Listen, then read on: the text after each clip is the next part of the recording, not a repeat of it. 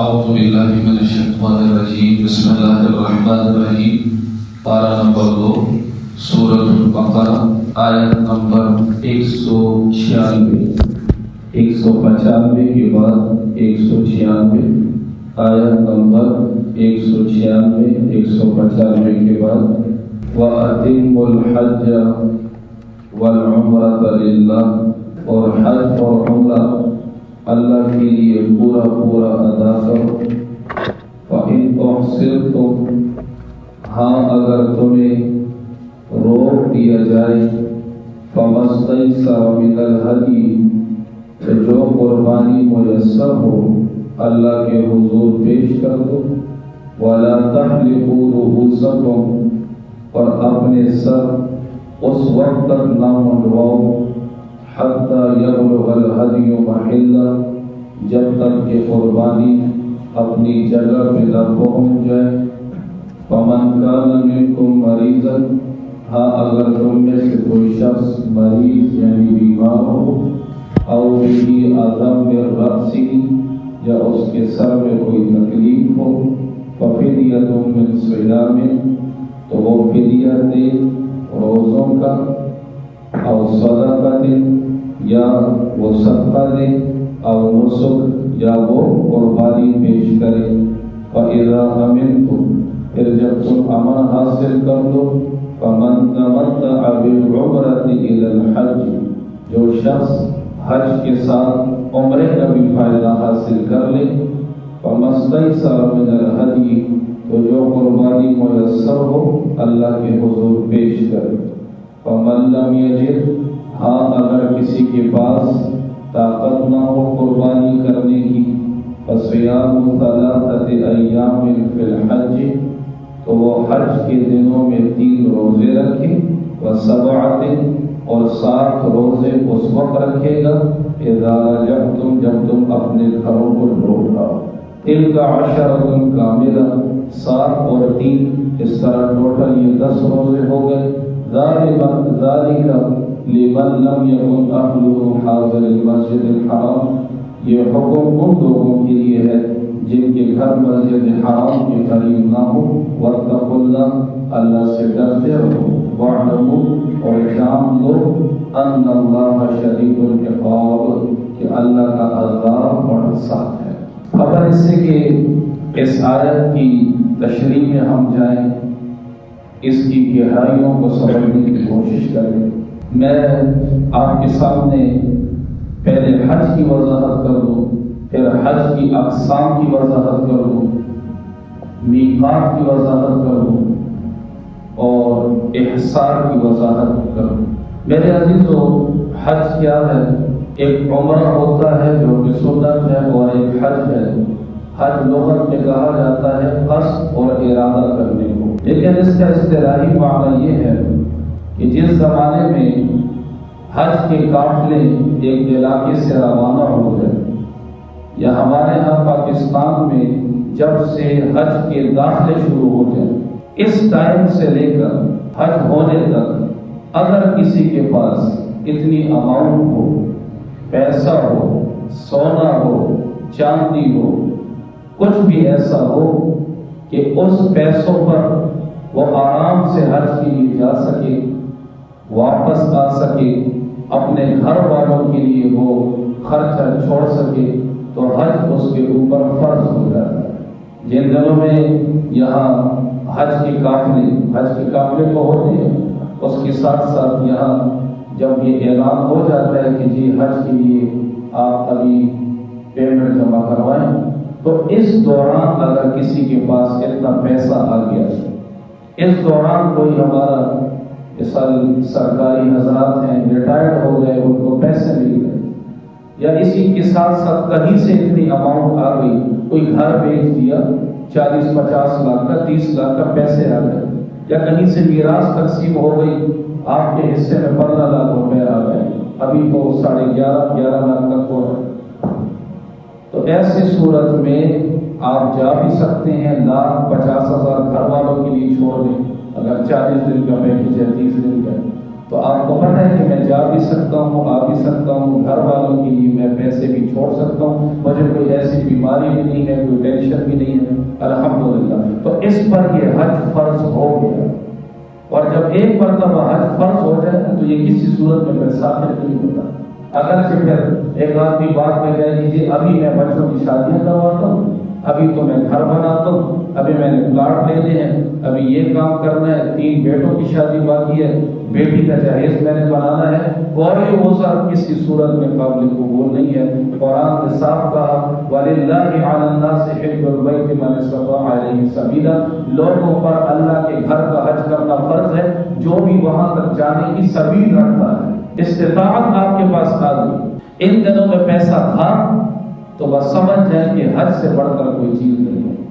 اور میرے عزیزو یہ بات یاد رکھیے گا، یہ نبی علیہ السلام کی حدیث ہے، پکا ٹھنڈا فیصلہ ہے کہ اگر کوئی شخص یہ چاہتا ہے کہ وہ کبھی زندگی میں غریب نہ ہو تو حج اور عمرہ کر کے کبھی بھی غریب نہیں ہوتا، یہ حضور کے پاس ہے۔ اگر کوئی مالدار ہونا چاہے کہ اللہ تعالیٰ مجھے مالداری نصیب کرے تو وہ بار بار حج عمرے کرے، کیونکہ روایت میں آتا ہے حضور فرماتے ہیں بار بار حج عمرے کرو۔ یہ حج اور عمرہ یہ غربت اور فقر کو ایسے دور کر دیتا ہے جیسے بھٹی کے اندر میل کو چیل دور ہو جائے۔ الحمدللہ جس نے اخلاص سے عمرے حج کی ہو نا وہ آپ کو کبھی غریب نہیں ملے، اللہ تعالیٰ اس کے سارے کام کر دیتے ہیں، بچوں کی شادیاں بھی ہو جاتی ہیں، پلاٹ بھی ہو جاتے ہیں، گھر بھی ہو جاتے ہیں۔ لیکن یہ بڑی سستی آج کل ہمارے اندر کہ جب حج فرض ہوتا ہے تو ہم آگے پیچھے یہ ابھی روکے، یہ کام باقی ہے، یہ کام ہے، بچوں کی شادی ہے، کچھ گھر نہیں ہے، یہ کوئی عذر اللہ کی بارگاہ میں قابل قبول نہیں۔ یہ میں آپ کو صاف کلیئر کر دوں آج کل اکثر لوگوں پہ حج فرض ہے۔ کتنے ایسے لوگ ہیں جو قبروں میں چلے گئے، حج ان پہ فرض ہے۔ ہمارے ہاں کتنی ایسی عورتیں جن کے پاس سونا پڑا ہوا ہوتا ہے۔ اس وقت پرسوں کا میں نے ریٹ پوچھا تو 4.5 لاکھ کا تولہ سونا تھا۔ تو اگر ایک عورت کے پاس 3 تولے سونا ہے کتنے ہو گئے؟ 13 ساڑھے 13 لاکھ ہو گئے۔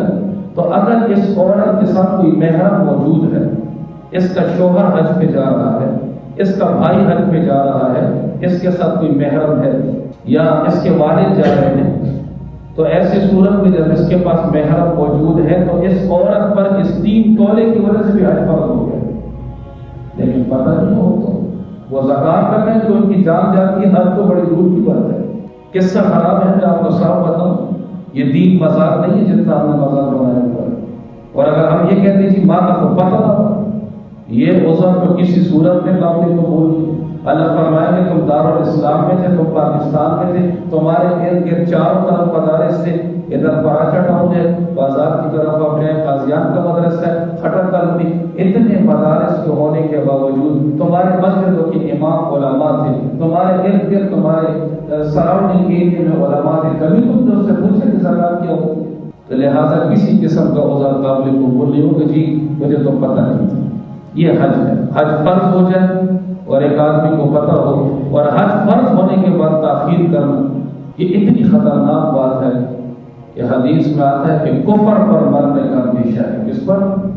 ایمان کی جانے کا خطرہ ہے، کیونکہ نبی علیہ السلام ارشاد فرماتے ہیں کہ اللہ ارشاد فرماتے ہیں کہ جس پہ حج فرض ہو گیا، حج کر سکتا تھا، کوئی بیماری بھی نہیں تھی، کوئی عذر بھی نہیں تھا، کوئی دشمن بھی نہیں تھا جس نے اس کو روکا ہو، راستہ بھی پرامن تھا، جا سکتا تھا، پھر بھی نہیں کیا، تو اللہ کو کوئی پرواہ نہیں ہے کہ عیسائی ہو کر مرے یا یہودی ہو کر مرے۔ یہ میں آپ کو صاف کر بڑی خطرے کی بات، حج فرض ہونے کے بعد کسی صورت میں تاخیر نہیں کرنی چاہیے۔ سب سے پہلے واہلے میں آدمی اس کے لیے کیا کرے؟ داخل کرے، باقی پھر نیت ہو اللہ تعالیٰ نے کہا یہ حج ہے۔ میرے عزیزو، حج کی 3 قسمیں ہوتی ہیں، یاد کیجیے گا، سن کر آخر میں ٹھیک ہے۔ ایک کو کہتے ہیں حج افراد، ایک کو کہتے ہیں حج تمتع، اور ایک کو کہتے ہیں حج قران۔ یہ حج کی 3 قسمیں ہوتی ہیں، حج افراد، تمتع اور قران۔ اکثر ہمارے یہاں جو پاکستان سے لوگ یا دنیا میں جاتے ہیں وہ تمتع کرتے ہیں، کہتے تم حج نہیں تمتع میں کرنا، تمتع اتنا علم ہوتا ہے۔ حج افراد کا مطلب کیا ہے؟ افراد نکلا ہے مفرد سے، مفرد کہتے ہیں ایک کو، مفرد جمع ہے۔ تو افراد کا مطلب ہے کہ آپ حج کے لیے گئے تھے اور حج ہی کر کے آئے، آپ نے جو حج شروع ہونے کے دن ہے، جیسے کہ آپ حضرات کے علم میں ہے کہ حج 5 دنوں کی عبادت کا نام ہے. کتنے دنوں کی؟ 5 دنوں کی. 5 دنوں کی عبادت کا نام ہے حج. ایک تعریف تو یہ ہے، اور ایک میں اپنی تعریف کرتا ہوں. مینا ٹو مینا کا سفر ہے حج. مینا سے مینا تک کا سفر ہے حج. یہ جو بڑی عید کا دن ہوتا ہے اس کو کہتے ہیں 10 ذی الحجہ. 10 ذی الحجہ کہتے ہیں نا اس کو. اچھا تو 10 سے پیچھے کون سی تاریخ ہوگی؟ 9 ذی الحجہ. اس سے اور ایک پیچھے آ جائیں 8. Very good. 2 پیچھے آ جائیں، 2 آگے چلے جائیں. 11 ذی الحجہ، 12 ذی الحجہ اور 13 ذی الحجہ. 8 9 10 11 12 یہ 5 دن جو ہے نا، 5 دن یہ حج کے دن. ان 5 دنوں میں آپ عمرہ نہیں کر سکتے. پر یہ یاد رکھیے عمرہ سال کے ہر ٹائم ہر گھنٹے میں ہوتا ہے. آپ دیکھتے ہیں ماشاءاللہ 24 گھنٹے طواف شروع ہوتا ہے. صرف ایک فرض نماز کے لیے طواف کو روکا جاتا ہے، باقی کسی صورت میں نہ عمرے والے روکتے ہیں نہ طواف پر روکتے. لیکن یہ جو حج کے 5 دن ہیں، ان 5 دنوں میں عمرہ جائز ہی نہیں ہے. کوئی کر بھی نہیں سکتا. جائیں گے تو وہ کہیں گے حضرت آپ کہاں سے آئے ہیں، آپ مسئلہ نہیں پڑ رہے. حج کا جو 8 ذی الحجہ کا دن ہوتا ہے، آپ کو پتہ ہے اس دن ہمارے تمام حاجی صاحبان مینا میں ہوتے ہیں. مینا جاتے ہیں. اللہ تعالیٰ سب کو اس سال قبول کرے، بار بار لے جائے تاکہ آنکھوں سے دیکھنے کو ملے. 8 ذی الحجہ کو ہمارے حاجی صاحبان کہاں جاتے ہیں؟ مینا. مینا میں پورا دن گزارتے ہیں. پھر 9 ذی الحجہ ہو جاتی ہے. پھر مینا سے کہاں جاتے ہیں؟ عرفات. عرفات کے میدان میں جاتے ہیں. عرفات کے میدان میں یہ اشراق کے بعد سے لے کر مغرب تک کا ٹائم وہیں پر گزارتے ہیں.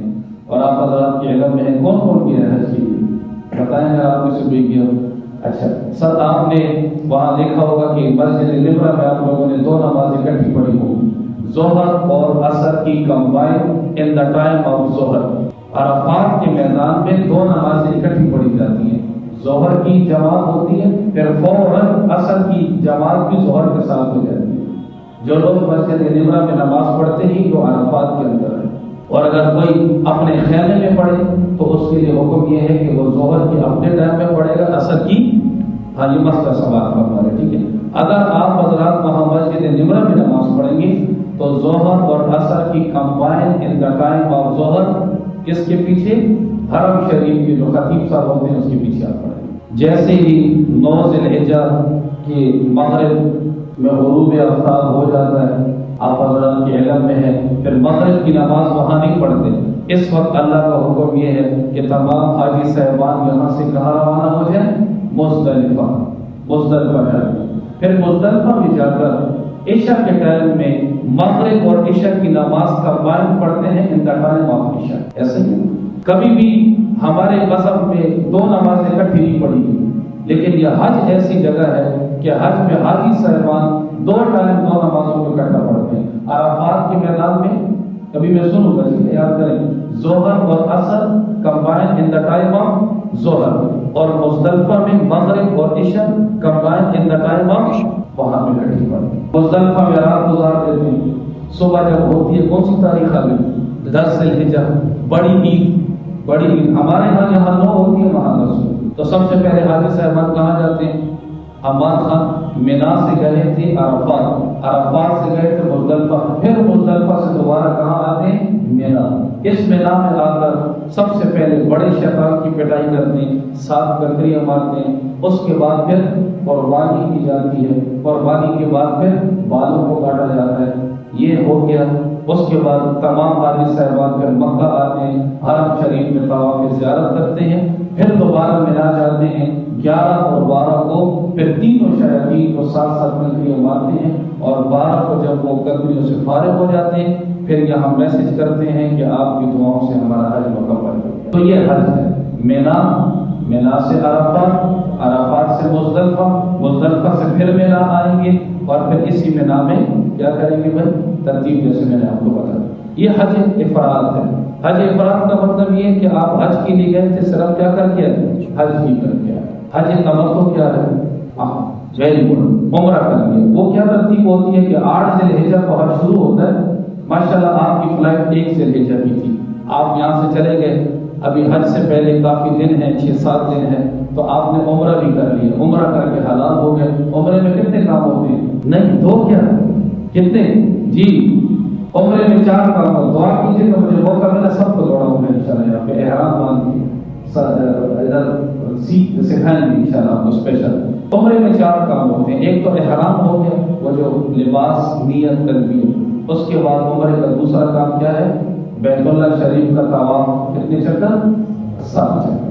7 چکر کے بعد وہ جو 2 پہاڑیاں صفا مروا، صفا سے مروا 1، مروا سے صفا 2، اس طرح 7، اور اس کے بعد یا تو سر کو گنجا کر دیں جس کو حل کہتے ہیں، یا بال اگر بڑے ہیں تو قصر۔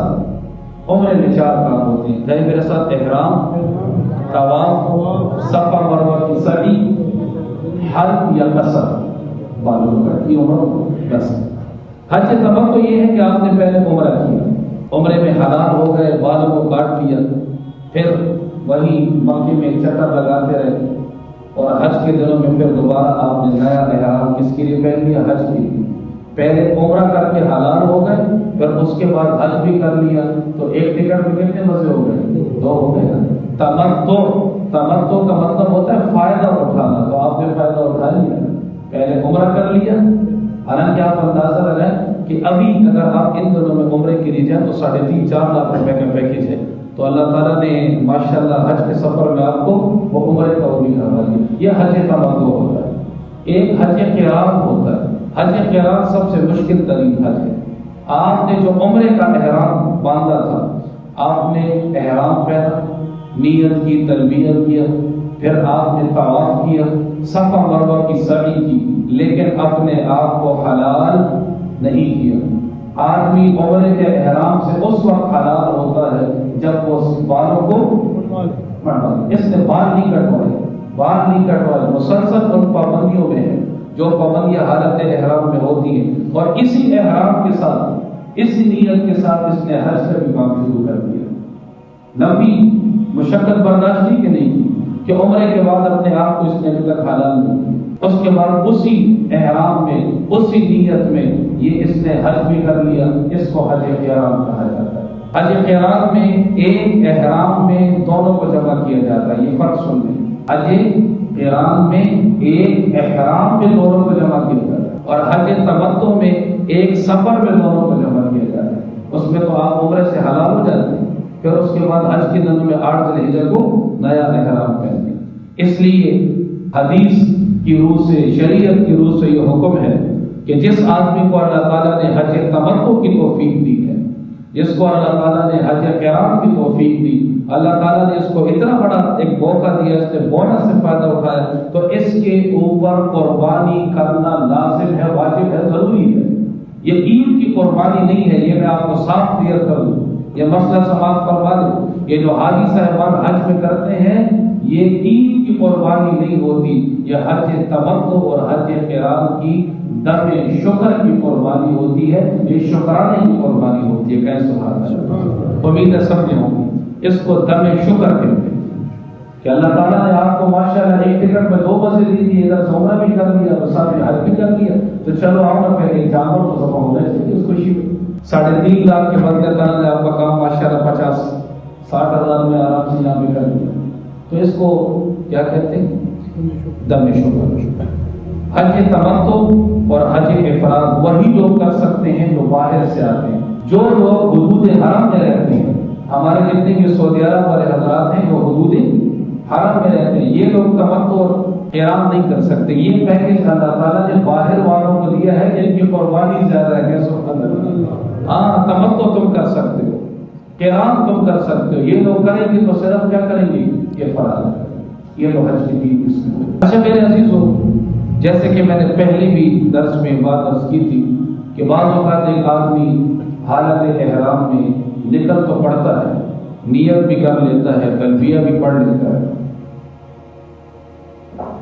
لیکن کسی وجہ سے وہ جا نہیں پاتا، کوئی بیماری ہو گئی، اللہ نہ کرے کبھی اس قسم کی ٹریجڈی کسی کے ساتھ نہ ہو کہ ایک آدمی یہاں سے گیا ہے باچا خان ایئرپورٹ پہ بیٹھا ہوا ہے، احرام بھی پہنا ہوا ہے، نیت بھی کی ہے، تلبیہ بھی پڑھا ہوا ہے، اچانک اس کو گھر سے کال آتی ہے کہ آئے آپ کے والد صاحب کو، آپ کیا کہتے ہیں؟ یہ عمرے کے لیے جائے گا، گھر آئے گا؟ گھر ہی آئے گا نا، یہ کیا عمرے کے لیے نہیں جائے گا؟ اتنی بڑی ایک آزمائش اس کے اوپر ہے، یا بعض اوقات ایک آدمی جاتا ہے، فلائٹ کینسل ہو جاتی ہے کہ جی دشمن کا خوف ہے، فلائٹ جائے گی، لیکن کتنے دن کے بعد؟ 2-3 دن کے بعد اب یہ آدمی تو نیت کر کے بیٹھ گئے۔ اس لیے میں نے پہلے بھی آپ کو یہ بات عرض کی تھی کہ لباس پہننے نیت نہ کر، نیت نہ کر، تلبیہ نیت اس وقت کرے جب پاکستان سے جہاز تقریباً آگے نکل جائے، اس وقت آپ نیت کریں تاکہ آپ کو کنفرم ہو کہ انشاءاللہ واپس یہ نہیں جائے گا۔ کسی وجہ سے، کسی بھی مجبوری کی وجہ سے اگر ایک آدمی نہ جا سکے تو ایسی صورت میں حکم یہ ہے کہ آپ اس احرام سے اس وقت تک حلال نہیں ہوں گے جب تک کہ سعودی عرب میں کسی کو کال نہ کریں کہ حضرت ایک بکرا لو، ایک دمبا لو، حرم کی حدود میں اس کو ذبح کرو، وہاں کے فقراء کو کھلاؤ، وہ جیسے خون بہائے گا تب جا کر آپ یہاں کے احرام سے حلال ہوں گے، ورنہ وہ تمام پابندیاں کہ خوشبو نہیں لگا سکتے، وہ خاص جوتا نہیں پہن سکتے، آپ اپنی وائف کے ساتھ خاص ڈسکشن نہیں کر سکتے، سب چیزیں حرام ہوگی یہاں پر جب تک کہ وہ جانور وہاں پہ ذبح نہ ہو جائے۔ اور اس عمرے کی قضا کرنا بھی اگلے سال کیا ہے، جیسے طبیعت چیز کو فوراً جو ہے نا کیا کرتے ہیں، اگلے سال کا کیا پتہ چلتا ہے، جیسے حالات اچھے ہو جائیں اس عمرے کی قضا کرنا ضروری ہے۔ دیکھیں نبی علیہ السلام جب گئے تھے حدیبیہ کے مقام پر روکا تھا کہ نہیں روکا تھا؟ نبی علیہ السلام کو روک لیا تھا، احرام میں تھے، پھر کیا کہا تھا انہوں نے؟ اگلے سال آئے، نبی علیہ السلام نے اگلے سال عمرہ کیا تو اس کو کہا جاتا ہے عمرۃ القضاء، وہ عمرہ قضا کیا تھا۔ اور خود کیسے حلال ہوئے تھے؟ حدیبیہ کے مقام پر میرے نبی نے سر کے بالوں کو بھی مڑوایا تھا اور جانور بھی ذبح کیے، ایسا ہے۔ تو یہ صورت حال ہے۔ اچھا یہ آپ مجھے بتائیں کہ حالت احرام میں حج عمرے والا کیا اپنے بالوں کو توڑ سکتا ہے؟ نہیں توڑ سکتا، ٹھیک ہے۔ ناخن کاٹ سکتا ہے؟ نہیں کاٹ سکتا۔ اگر اللہ نہ کرے کسی کے سر میں ایسی تکلیف ہو جائے، کوئی اسکن کی بیماری ہو گئی یا کوئی بھی اتنی پریشانی ہوئی کہ ڈاکٹر نے کہتے ہیں کہ تم احرام میں ہو لیکن تمہیں اپنے سر کے بالوں کو ہٹانا پڑے گا، تمہاری بیماری بہت خطرناک قسم کی ہے، تو ایسی صورت میں شریعت میں کا کوئی مسئلہ نہیں۔ اگر ایک آدمی حالت احرام میں ہے اور کسی وجہ سے سر میں ایسی تکلیف ہو گئی کہ اب اس کو بال کٹوانے پڑ گئے، تو پھر شریعت نے 3 چیزیں ذکر کی ہیں تاکہ اس کا عمرہ پورا ہو جائے۔ اس طرح قرآن میں بھی ہے، یا تو وہ 3 روزے رکھے، 6 مسکینوں کو وہاں صدقۃ الفطر کے برابر قیمت دے، اور یا تو پھر وہ وہاں پر ایک بکری کی قربانی کرے جس کو ہم دم کہتے ہیں۔ یہ لفظ استعمال بڑا ہوتا ہے، وہاں کی دم، یہی بات ہے، آپ ترجمہ دیکھ لیجیے۔ اچھا یہاں ایک بات اور بھی رہ گئی، یہ جو میں نے آپ سے ذکر کیا تھا کہ جب ہم حج عمرے کے لیے جاتے ہیں تو نبی علیہ السلام نے کچھ خاص باؤنڈریز رکھی ہیں کہ اس باؤنڈری لائن سے اگر تم آؤ گے تو بغیر احرام کے تمہارا آنا جائز نہیں ہے۔ انہیں ہم کہتے ہیں میقات۔ میں آپ کو میقاتوں کے نام بتاتا ہوں، یاد کیجیے گا، اور یہ بھی تھوڑا سا سمجھنے کی کوشش کریں کہ کون سے ملکوں کے لیے کون سا میقات آتا ہے۔ اگر آپ مدینے کی طرف سے آتے ہیں تو مدینے کی طرف سے جو میقات آتا ہے اسے کہتے ہیں ذوالحلیفہ۔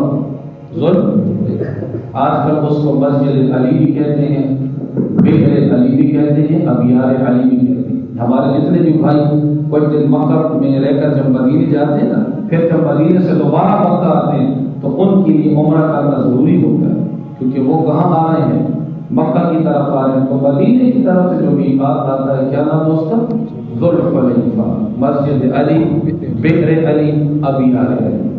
دوسرا ہے جحفہ، یہ ملک شام، مصر، اردن، فلسطین، لبنان اور افریقی ممالک جو آتے ہیں ان کی طرف سے جو میقات ہے اس کا نام ہے جحفہ۔ یہ تقریباً مکہ سے 187 کلومیٹر کے فاصلے پر ہے۔ وہ جو ذوالحلیفہ تھا وہ مکہ سے 450 کلومیٹر کے فاصلے پر ہے۔ تیسرا ہے قرن المنازل، قرن المنازل، اس کو بھی یاد کیجیے گا، اس کو سیل کبیر بھی کہتے ہیں۔ خصوصاً ہمارے پروفیسر صاحب آپ طائف کی طرف گئے، اچھا طائف سے جب ہم واپسی پائے تھے نا یہ بھی کہا ہے، اس کو قرن المنازل کہتے ہیں، عرب میں اس کو سیل کہتے ہیں، سیل کبیر کہا جاتا ہے۔ خصوصاً ہمارے طائف والا ہو گیا، ریاض، اور ہمارے جب پاکستان سے جب ہم جاتے ہیں نا تو ہمارے جہاز کے اوپر یہ والا میقات آتا ہے، قرن المنازل۔ ہندوستان سے جو لوگ آتے ہیں ان کا میقات بھی یہی ہے، بنگلہ دیش، افغانستان، بر صغیر جتنا بھی ہے ان کا میقات یہ ہے قرن المنازل، یہ طائف کی طرف سے آتا ہے۔ چوتھا جو میقات ہے اس کا نام ہے یلملم، یہ مکہ سے 92 کلومیٹر کے فاصلے پر ہے۔ یمن اور سعودی عرب کے وہ علاقے جو جنوبی طرف ہیں ان کا میقات یہ ہے۔ اور پانچواں جو ہے اس کا نام ہے ذات عرق، ذات عرق، یہ 94 کلومیٹر کے فاصلے پر ہے۔ ایران اور ایران سے جو لوگ آتے ہیں ان کا میقات یہ ہے۔ یاد رہے گا کہ نہیں؟ پہلا کون سا تھا؟ ذوالحلیفہ، دوسرا قرن المنازل، تیسرا جوف، سنتے ہیں ہمار سے بھی سنتے ہیں نا، یہ بھی کہہ رہے ہیں مجھے بھی موقع دیں چلے جی، سیکنڈ جوف تھا جی، تیسرا یلملم، ذات عرق اور قرن المنازل، یاد رہے گا۔ پہلا ذوالحلیفہ، اس کے بعد جی جوفہ، جوفہ نمبر 3، قرن المنازل نمبر 4، یلملم پانچواں، ذات عرق۔ بڑی بات ہے آدمی کچھ نہ کچھ سیکھ لے۔ یہ وہ میقات ہے کہ اس میقات کے اوپر سے اگر آپ حج عمرے کے لیے جا رہے ہو اور بغیر احرام اور نیت کے چلے گئے نا تو حضرت توجہ فرمائے جانور کی قربانی وہاں کرنا ضروری ہے۔ اب ایسی صورت میں کیا ہے، یا تو پھر واپس ہو کے آ جائیں تو مسئلہ صحیح ہے، لیکن جہاز والے بھی کیا کہیں گے میرے رشتہ دعویٰ کرتے، وہ کہیں گے خیر ہوتا میں جہاز کو تمہارے لیے موڑ نہیں سکتی، یہ کوئی بائی روڈ سفر تھوڑی ہے۔ تو ایسی صورت میں آدمی کو ذرا جہاز میں بھی سونا نہیں چاہیے، ایسے نہ ہو کہ پتہ بھی نہ اوپر سے گزرے تو حضرت نے نیت ہی نہ کی۔ آخر ایک مسئلہ عرض کر دیتا ہوں، یہ تمام ہمارے کوہاٹ والے بھائیوں کو بھی بتائیں جو کسی کو نہیں پتا۔ ہمارے جتنے بھائی طائف کے لیے جاتے ہیں نا، طائف کے لیے کہتے ہیں داخل زیارت دا، ہم بھی کہتے ہیں زیارت ہے، لیکن سر طائف سے واپسی پر جب میقات آتا ہے تو میقات سے بغیر احرام باندھے دوبارہ اپنے ہوٹل میں آ جاتے ہیں، حالانکہ یہ ان کے لیے ناجائز ہے۔ مسئلہ سماعت فرما لیں، جو بھی طائف کی زیارت کے لیے جائے گا، توجہ سے سنیں، جو بھی طائف کی زیارت کے لیے جائے گا وہ واپسی پر احرام باندھ کے عمرہ لازمی کرے گا، یہ مسئلہ ہے۔ نہ ہو تو آپ معلومات کر لیں کسی سے، ٹھیک ہے۔ طائف سے ہمارے پاکستانی بھائی آتے ہیں، کہتے ہیں وہ زیارت کا نام وہ خدا بندہ زیارت کا نام ہے، وہاں کو میقات پتا کرا ہے اور تو میقات سے تم کیسے نکل آئے بغیر احرام کی، تو یہ بہت ضروری ہے۔ تو میرے عزیز میں ایک 3-4 باتیں عرض کر دوں، جو بھی اللہ تعالیٰ جس کو بھی حج عمرے کے لیے قبول کرے نا، میں 3-4 خصوصی نصیحت تو میں نہیں کہہ سکتا لیکن ایک تجربے کی بات عرض کر رہا ہوں، جب بھی حج عمرے کے لیے جائیں خدا کے لیے سیکھ کر جائیں۔ اتنے لوگ پریشان ہوتے ہیں، اتنے پریشان ہوتے ہیں کہ آپ کو اندازہ نہیں ہے، ان کو کچھ نہیں پتا، جاتے ہیں حجی صاحب حج مبارک شاہ عمرات مبارک شاہ، پتہ بھی نہیں ہوتا کہ لس گاڑا پنے غریب اور غریب کا پتہ نہیں، اس کا عمرہ بھی نہیں ہوا ہوتا، اس کی بیوی بھی اس کے لیے حلال نہیں ہوتی، اس کو پتہ ہی نہیں ہوتا، بس کیوں؟ بس گپ بنائیں گے۔ حج عمرہ جب بھی کرے خدا کے لیے سیکھ کر جائیں قابل لوگوں سے۔ نمبر 2، چونکہ حج عمرے کا سارا سفر اس پاؤں کا ہے، دا ٹول سفر دے دے گوڑ، تو اس سے پہلے 2 مہینے پہلے ذرا واک کی عادت ڈالیں، اس کی واک کی عادت ڈالیں تاکہ دیسی گھی بھی کھائیں۔ گارے ہرم یہ 10 روپے والے کرکرے پاپڑ والے نہیں چڑھ سکتے 100 روپے۔ 2 مہینے پہلے کم سے کم کیا کریں، واک کی عادت ڈالیں تاکہ وہاں چلنا ہو، سارا کام چلنے کا ہے، ورنہ 2 دن کے بعد ہے کہ زیتون کا تیل کے نام سے میں مالش کر دوں، مالش بھی نہیں ملتا، پھر ٹینشن پڑی تو بخار ہو جائے تو بڑا 2 چیزیں۔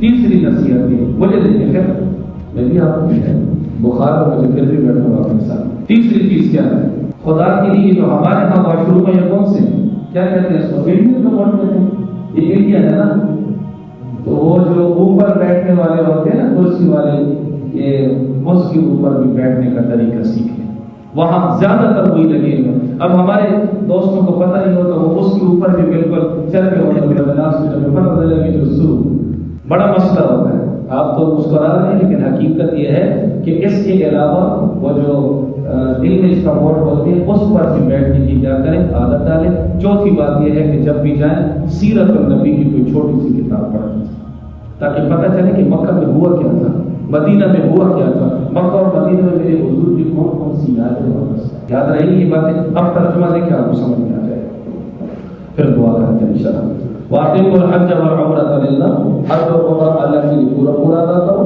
فَإِنْ أُحْصِرْتُمْ، اگر تمہیں حج یا عمرے سے روک دیا جائے، فَمَا اسْتَيْسَرَ مِنَ الْهَدْيِ، تو جو قربانی میسر ہو لازماً اس کو حرم پہنچاؤ. واضح ہے؟ وہاں پہنچاؤ.